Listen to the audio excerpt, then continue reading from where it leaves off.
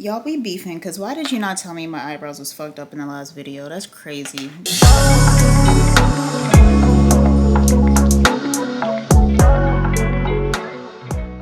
Hey everybody, welcome back to my channel. If you're new here, welcome. My name is Darian, aka LOL Not Darian, on Instagram, Twitter, TikTok, and YouTube. Please subscribe, give me a thumbs up, and comment down below what you think about this video, and if you are Team Black or Team Green.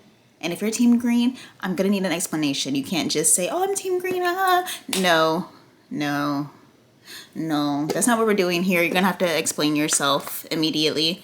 But yeah.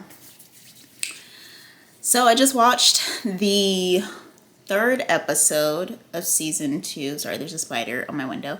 I just watched the third episode of season 2, and let's talk about it. So first of all, first thing is first. I have to tell you guys like a little backstory or whatever before I can get into like what I want to talk about or what I want to say about this episode. My boyfriend and I, we were talking about Vinland Saga, and just stick with me, okay? We were talking about Vinland Saga. He was trying to get me into watching it, and he was like trying to convince me. He didn't really need to convince me. I was gonna watch it. I feel like I'm crooked. I was gonna watch it after he mentioned it like the first time, because I just keep hearing good things about it. But he thought he had to convince me because it was, a lot of people think it's a shonen, and I'm not really big into shonen anime like that. I only watch it because other people watch it, and if I want to actually bond with somebody over anime, I probably need to watch shonen anime, you know, the basics like Naruto and Bleach and da-da-da. But anyway, he was telling me about Vinland Saga, and he was like, he knew that I liked Game of Thrones, and so he was like, you know, it's probably like Game of Thrones from what I've heard of, like, you know, you don't have enemies, and peace is the way to go, basically, like with Vinland Saga. And I told him, like, I understand what you're saying about Vinland Saga, however, that's not really the theme of Game of Thrones. The theme of Game of Thrones is more so like the theme of Attack on Titan, which is violence is inevitable. And that is what we are seeing in this episode of House of the Dragon, which is violence is inevitable. Bailey, please stop. Obligatory cat showcase. Say hi.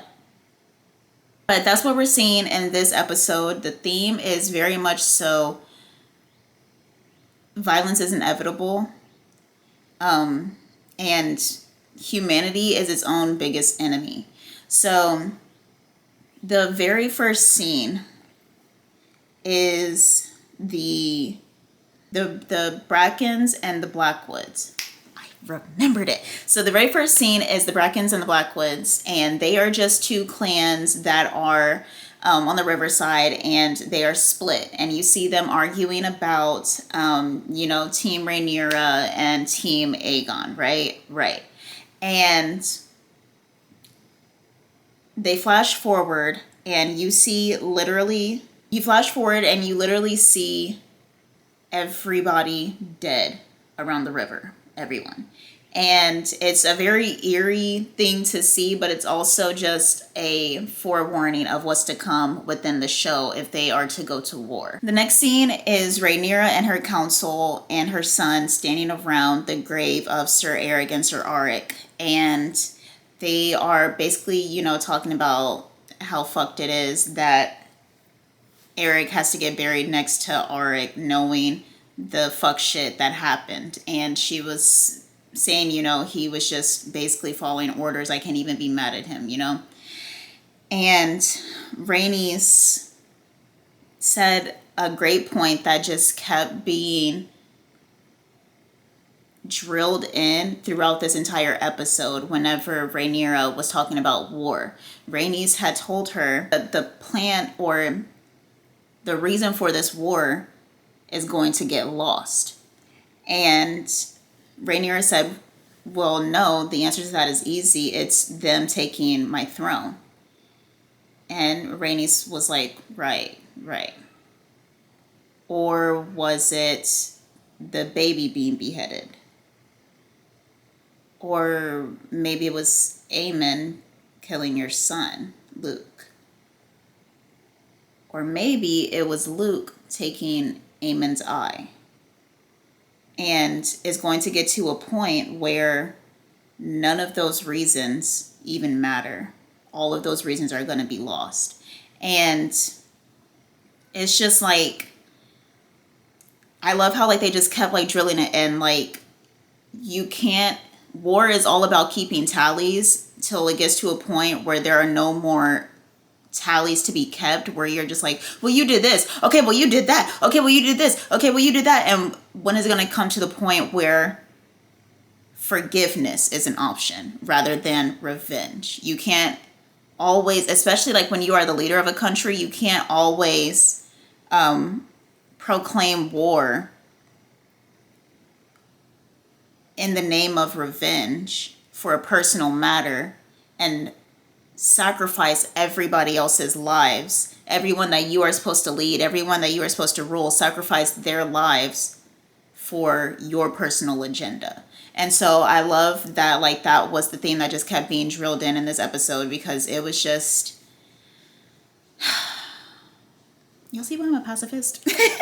I'm not really a pacifist, but I should be. I probably will be after the end of this series.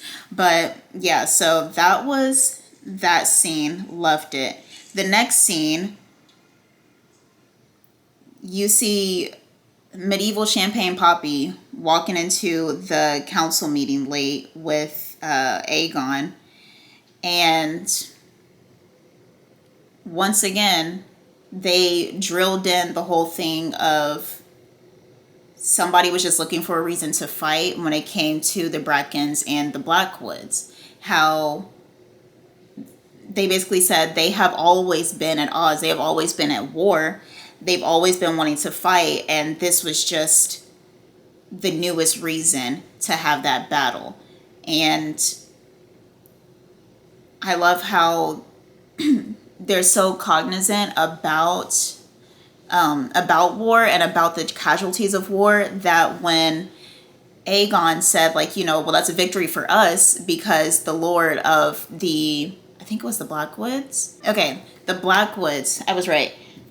What Bales?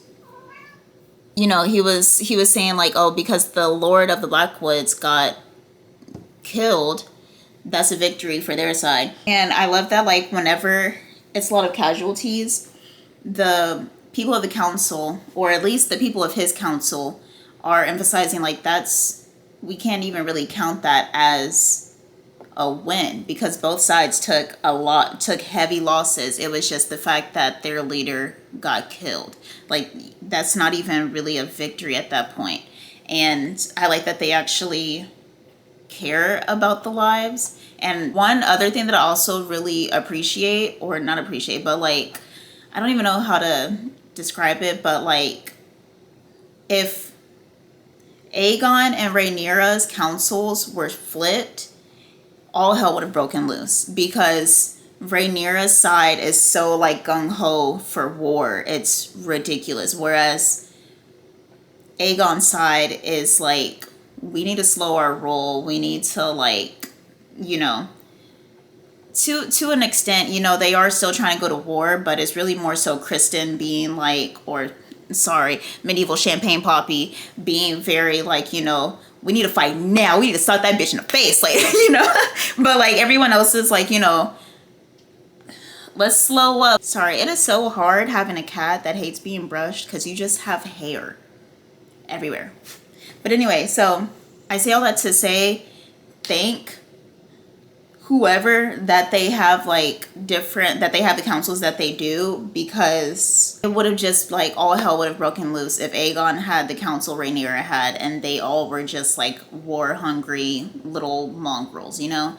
Especially because Aegon, he's not a king. He's not fit to be a king, just like Otto said, just like Viserys said. He's not fit to be a king, because he's too brash. He's too, like, you know, this is war. This means war. And it's like, you need to think. The next scene was Missarius, sorry, and Rhaenyra having a talk, and basically Missarius asking to be in Rhaenyra's court. I am not sure if that means, because I haven't seen her in the same room as the council, so I don't know if that means that she's going to be in the council, or if she's just asking to be in Rhaenyra's quarters, like in her castle. Sorry, sounded like I was saying council. In her castle, but her, saying like, I want to be led by somebody who shows mercy. You did not have to show mercy for me at all, and yet you did. And that is the type of person that I want to uphold and uplift, especially when I know that my people, the people of the commoners, are at stake. So I like that scene. I like that they had like a little coming to Jesus moment. And I love Rhaenyra's line, her little sentence when she was like, I hope you don't take mercy for pliancy. She's like, bitch, I'm not your pawn. I'm not your pawn. Let's get some shit clear here, okay? I might be merciful, but I'm nobody's bitch. Okay, love it. She ate, she served. Anyway, yeah, next scene was Rhaenyra telling Rhaena. See, side note, like I said in the last video, all of these recycling names and recycling, syllables and vowel, it's gotta go. That's why we are in the predicament we're in now, because you wanted to name your firstborn son Viserys after Aegon, the fucking conqueror. Like, this is all your fault. This is all your fault. Why couldn't he have his own name? Anyway, just don't make no damn sense. Just doesn't. And that's why we're in the predicament we're in now. Next scene, we have Rhaena and Rhaenyra in Rhaenyra's bedroom, and basically Rhaenyra's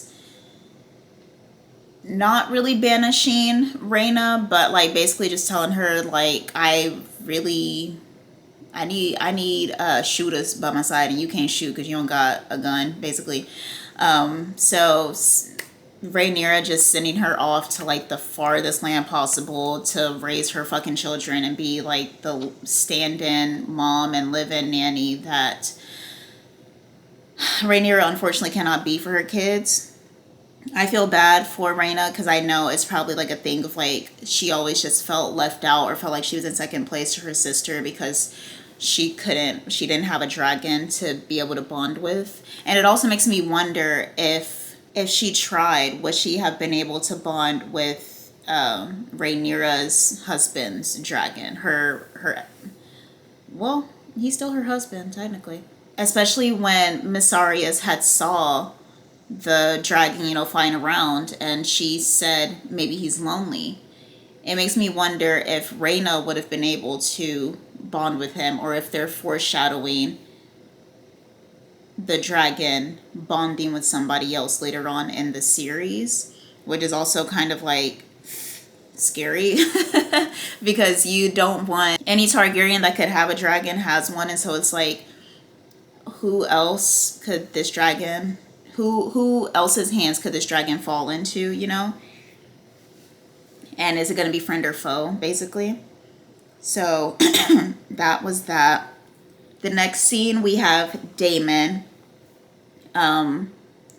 basically breaking into the Harrenhals and taking claim to them. It makes me wonder though, is he doing this on his own accord, or like if he's still doing this in the name of Rhaenyra? And if he is, why he hasn't notified her that he has taken claim to Harrenhal? Because the entire time that he's literally there and has already gotten their vows to Rhaenyra and gotten their loyalty to Rhaenyra, Rhaenyra's court is saying we need to go take claim to Harrenhal. And so it's like, why hasn't Daemon why hasn't he sent like a raven to let them know, you know what I mean? So that they can like at least have some type of like, what is it called? some type of solace in it and know like, okay, at least that's taken care of. But at the same time, I know he and Rhaenyra are like beefed the fuck up right now, so it's probably a thing of like he's thinking that they're on two different wavelengths, which they are. Rhaenyra did not want a war; she just wanted Aemon's head, and Daemon couldn't even do that right. And then also, well, I'll talk about that later, but the Lord of Harrenhal, which by the way, I'm pretty sure is like the family member of Rhaenyra's actual baby daddy. I'm so sorry, y'all. I kept getting it wrong. Medieval Champagne Poppy is not Rhaenyra's baby daddy. That's just her bitter ex. Her baby daddy is Harwin Strong, which is I think like somebody from Harrenhal. I'm pretty sure because the Lord of Harrenhal, his name is Simon Strong. Simon Strong is the Castellan of Harrenhal. I don't know. I'm just calling him the Lord. He's the Lord of Harrenhal, so I'm pretty sure like that's Rhaenyra's kid's grandfather, like their actual grandfather. But yeah, no. And so he said something that was also just like drilled in once again, like the only, at some point, forgiveness has to come rather than revenge.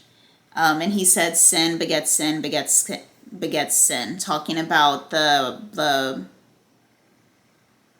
Brackens. Yeah, the Brackens and the Blackwoods, and how their battle was hardly about their loyalty and their allegiances to the throne, whichever person they felt like had the rightful place to the throne, and it was more so about their age-old battle that everyone has forgotten what the reason was anyway at this point. Once again, just like emphasizing the whole thing of like, at some point there will come to a time when war is fought and nobody can even pinpoint the reason why. Evil Champagne Poppy meets Alicent's brother. That was a scene. Nobody really cares. Sorry if y'all care about that. I don't really. Rhaenyra's court just like, you know, yelling at her and cussing her out and telling her that they need to go fight, and like basically trying to like send her off since she doesn't want to fight, trying to send her off somewhere else so that they could fight in her place and like lead a war in her name. And I love how she was like, that's called fucking treason, you bitches. Like, are you dumb? No. Like, if I say no war, then that means no war. Don't forget who's the leader here. Just because you want to fight so fucking badly, if I say no, that means no. Next scene was Rhaena getting, or like being sent off or whatever, having her little send off, and you could, it's hard to read her. I can tell that she's upset. She's very upset that she is being sent off because she's not going to be useful in a war as far as like physical attacks go. But I also can't read how she is responding to Rhaenyra saying like, if all else fails, you are the guidance of our hope for all of this. You are the one that's going to raise and train my children, raise and train the dragons. You are the one. And I can't really tell how she feels about that, if she feels like it's a heavy weight, or if she's just like, bro, I wish this bitch would stop talking. Like, I know you're just trying to banish me, but like not banish me at the same time because I didn't do shit, you know? So it was really hard to read her in that moment, but I know that it was probably just a complex set of emotions going through her like being upset because she wanted to be useful to the war, but also her understanding just how important her role actually is. The next scene was Helaena and Alicent talking about Helaena losing her son. The whole scene was, it always showed, like, every time Helena's on the screen, it always shows how even though like they always try to make her look like ditzy and childlike and immature, she was very like insightful. And I love that she's very aware of the fact that she's a queen, and you could tell that she just doesn't really want to be it. She just wanted to be like a girl. She's literally just a girl, you know? And her saying like, I imagine that the commoners probably, you know, think that I don't have any more of a claim to grief than they do. And I imagine that their children probably die at much higher rates than our children. And so who am I to be upset when, you know, their living conditions are, you know, basically like their children aren't slain, they just die, you know, because they don't have the money, the access to health care, food, all that shit, you know. So I love, and obviously she didn't say all that, but like her, like, you know, saying like their children probably die at higher rates than highborn women is obviously because she knows of the privilege that she has as a highborn woman with access to money and unlimited resources. So I love that that was something that she said. And I feel like she doesn't get enough screen time, and it's probably, or not screen time, but she doesn't get enough like time of like being heard, and it's probably just because everybody writes her off as, you know, someone of a child brain, but at the same time, that really shows just how insightful she is about her position in the country and her position and status. So I love Helena. We love Helena. We stand her. Oh yeah, and then the foot freak. That's the next scene. The foot freak comes and talks to Aegon, basically talks him out of going to war with medieval Champagne Poppy. And that was that scene. He, you know, Aegon decided to, instead of going to war, he was going to go get one of his soldiers laid. I'm just like, okay, like, once again showing just how fucking immature he is and how he's not ready to be on the throne and how he should have never been placed on that throne as a fucking, 15-year-old? Like, ugh. Next scene. Do y'all believe that man? Do y'all think he's actually like the bastard child of, or like the bastard brother of whatchamacallit, like Daemon and Viserys? Do y'all believe him? I don't know if I believe him or not. I don't know if he was just talking or what. I don't know. And I wonder like if they made him like do all that because, and like gave him a name and everything because he's gonna come back up later on in the series, or like, I don't know. You know the Game of Thrones universe is good for always bringing somebody back. They even brought back Child Rhaenyra, so I feel like he's gonna come back, but it's also making me wonder what his place is going to be and what his use is going to be in the show, as far as like furthering the plot and what side he's going to be on, what his alliance is going to be, all of that shit, especially since he's still in King's Landing, but he's supposed to be pledging his allegiance to Rhaenyra. So it makes me wonder like how that all is going to work out. But that scene is abruptly interrupted by Aegon coming in with his with his, what is that man's name? I mean, not man name. With his warriors trying to get that little boy laid or whatever, and they all stand up, and then the one who pledged his allegiance to Rhaenyra literally like 3 seconds ago stands up and decides to be a fucking sellout. Oh hell, King Aegon! Like, bitch, you was just talking about how he stole the fucking throne and how he needs to step down. Like, how does that work? Let's discuss, you little liar.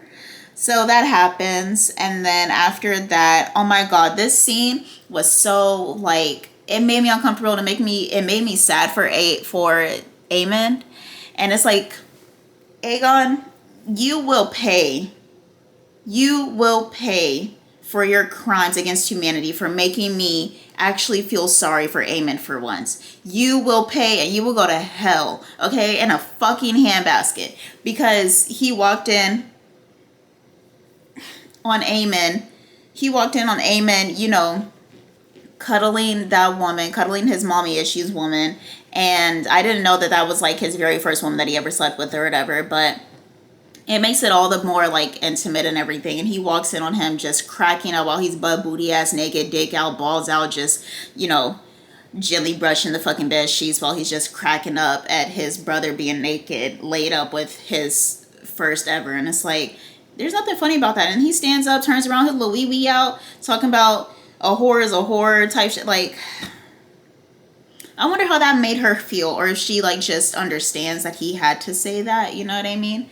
But that was a sad moment. That was a sad moment. And it goes to show just how cruel and mean Aegon is, because not even his soldiers were able to laugh at his jokes. They were all just kind of standing there uncomfortably while he's just like cracking the fuck up at him. And it was just like, read the room. Read the room. So, yeah. Then Champagne Poppy and the uncle almost get snatched up by Baela and her dragon. So then Baela goes and tells Rhaenyra. Rhaenyra's court is like, you know, literally throwing a big ass fucking fit, like a bunch of grown ass men normally do whenever they're angry, you know, pledging, saying, we need to go to war. And she's just like, all right, thank you for your suggestions. I hear you, I see you, I sympathize with you. I will take it into consideration. But we all knew what she was about to do. She was about to go have a conversation with Alicent. So she goes and asks Miss Arias, you know, like, do you know anything about like what Alicent be doing in her free time? And Miss Arias told her, like, yeah, girl, she be at church. You go link up with the bitch at church, go have a little discussion, a little talkaboo. So Rhaenyra sneaks back into King's Landing, goes to Alicent's church, sneaks into King's Landing, goes to Alicent's church, pulls out a knife, just, I guess, for protection reasons or whatever. And they sit down, they start having a conversation. And once again, it's like the whole roundabout of, well, you did this. Okay, but you did that. Okay, but you did this. Okay, but you did that. And Alicent finally realizes that she fucked up. And it's like, it's so crazy because it's like, if she would have just came to Rhaenyra and spoken to Rhaenyra before telling everybody else that her stupid son of a bitch son was the heir to the throne because Viserys said it on his deathbed, they could have avoided this whole thing. But that's where the themes of greed and power and now pride come into play, because she was so greedy and so power hungry that instead of having that conversation with Rhaenyra, her very first instinct was to go and tell the people that could crown her son immediately. And now here we are, and she's realizing that Viserys was talking about Aegon the Conqueror because he was fucking delirious. Hello, he's on his deathbed with fucking leprosy. Do you really think he was in any state of mind to crown your son? Like, come on now. You talking about it was hard to understand him at most parts during like the ends of his days, but you understood that part. So, you know, Rhaenyra was like saying, like, you know, it was a mistake. And there goes Alicent. It was no mistake.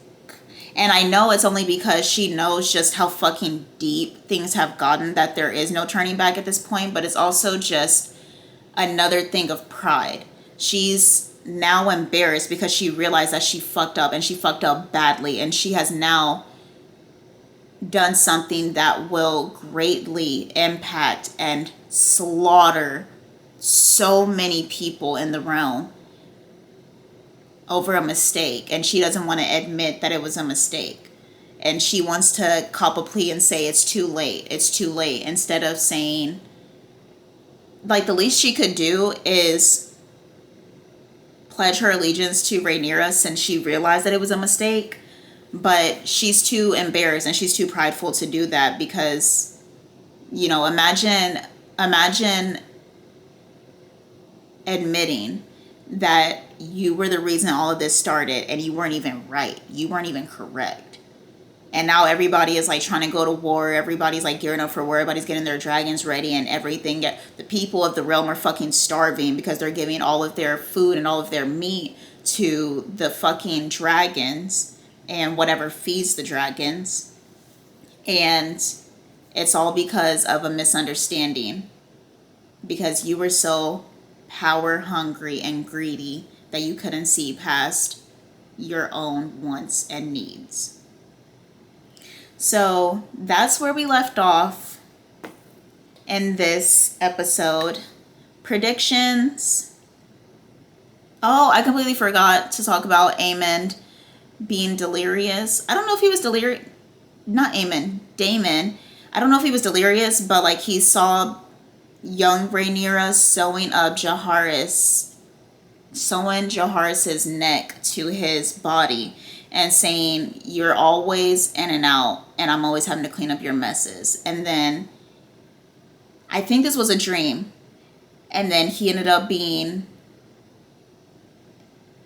outside at Harrenhal, and the woman that had came in but didn't bow to him whenever he first walked into the throne room, or not the throne room, but I guess like the council room, whenever they were having their council meeting at Harrenhal, she came up to him and said, this is the place that you will die.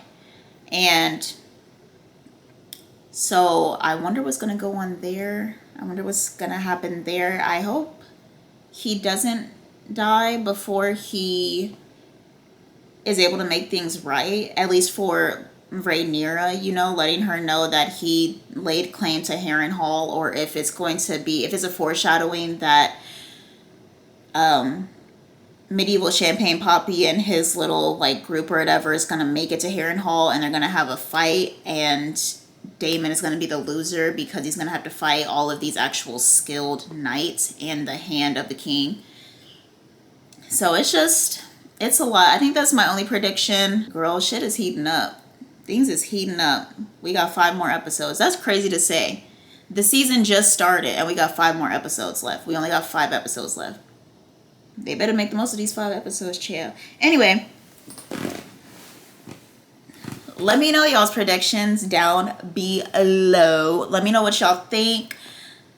Let me know if you see any parallels between House of the Dragons and Attack on Titan. And once again, if you're Team Green, you need to explain yourself. You need to. But anyway, I will see you guys next time. Thank you for watching. Peace.